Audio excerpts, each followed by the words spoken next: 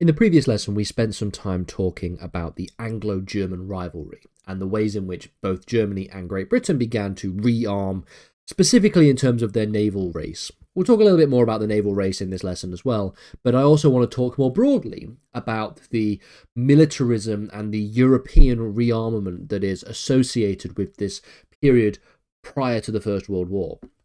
Again, this is another contributing factor that not only accentuates the ways in which the First World War began, but it also gives you an indication of why the First World War was so destructive when you have all of these different empires that are increasingly expanding their arms, and then when they actually come to fight each other, that's going to cause a lot of death and destruction.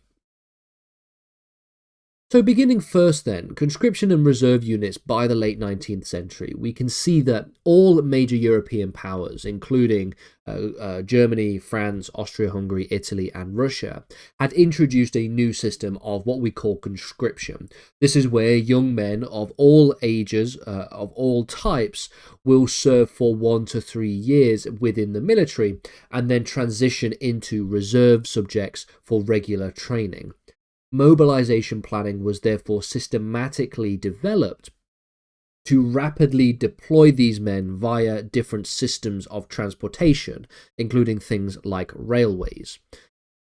All of this results then in the scale of the armies by 1914 to be massive. So for Germany, their peacetime army was around 761,000 soldiers, 1,000 men. Their wartime potential was as high as around 2 million soldiers. For France, their peacetime was around 827,000. Their wartime expansion went as high as 1.8 million. For Russia, their peacetime was 1.5 million roughly. Their possible wartime strength was as high as 3.5 million.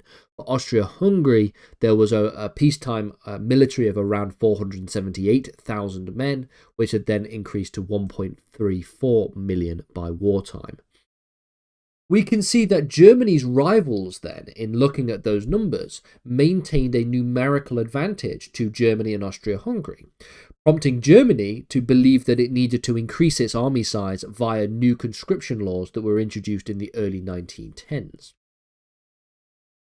From the perspective of the Navy, we can see already that the Tirpitz Plan and the subsequent naval laws that were implemented were a major figure in associating this sort of Anglo-German rivalry. Germany embarks on a massive naval expansion that was spearheaded by Alfred von Tirpitz through a series of naval laws. These were introduced in 1898, in 1906, in 1908, and in 1912.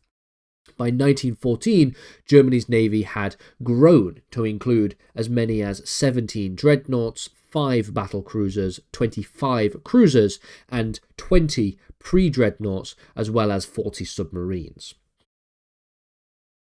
The strategy that is associated here becomes known as risk theory.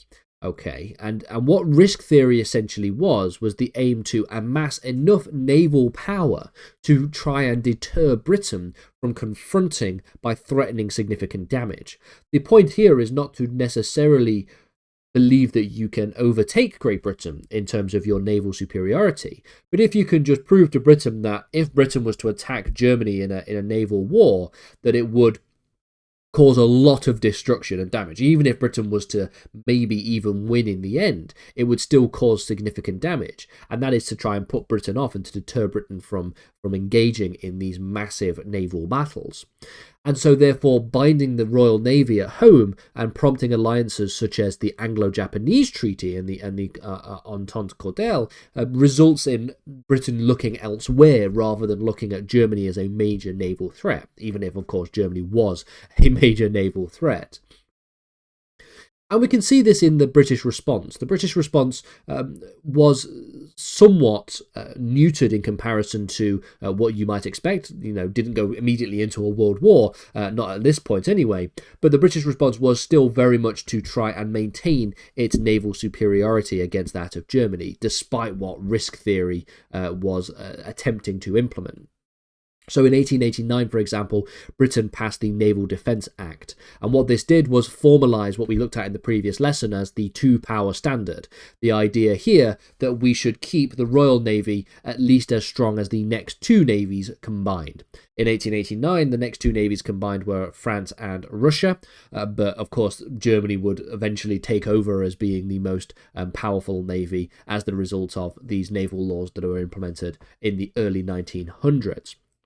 In 1906, the commissioning of the HMS Dreadnought revolutionised naval demand and naval design and triggered a new arms race, with both the United Kingdom and Germany rushing to build increasingly more powerful battleships to try and maintain this superiority.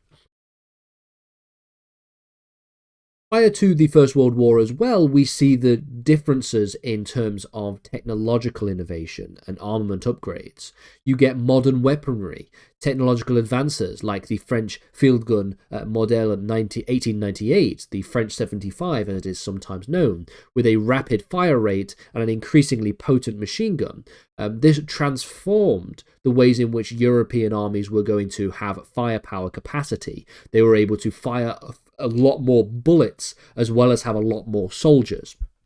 The military industrial growth, particularly in areas like Germany, began to allow the production of coal, steel, and electricity, and chemical output, which would then start to rival and surpass Great Britain and France by 1913.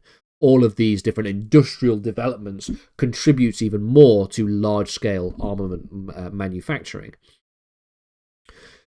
Infrastructure also begins to develop as well, so you end up with rail networks becoming increasingly integral to military planning, countries beginning to stockpile arms and supplies that were designed for rapid mobilization, and they could be used and transported very quickly across rail networks, which would be in anticipation of a very decisive and a very short war, which of course is not what ultimately happens.